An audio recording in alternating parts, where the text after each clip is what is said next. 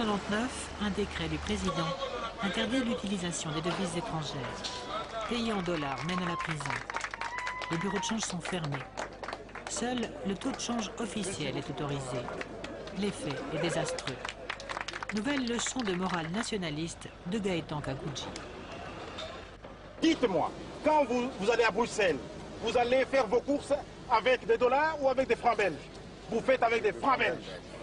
Faire des courses avec des dollars, c'est Washington, pas ici. Vous devez comprendre. Mais vous devez recouvrir votre dignité. Oui, c'est ça. Mais... Alors, non. Alors quoi? Le temps, quand on fait la guerre, on doit se défendre.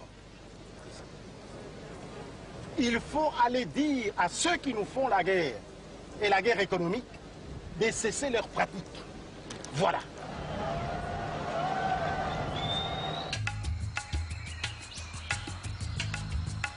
La guerre, en effet, semble alors ne jamais devoir finir.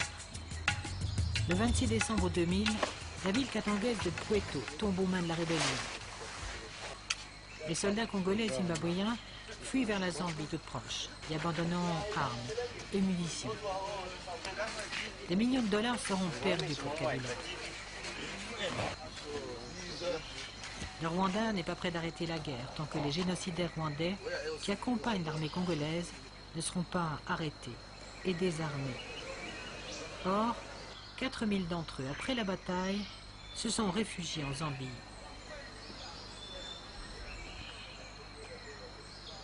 Rendu furieux par cette humiliante déroute, cette cinglante défaite, le président Kabila fera exécuter et tuer des dizaines d'officiers, des Kadogo, des hommes de l'Est.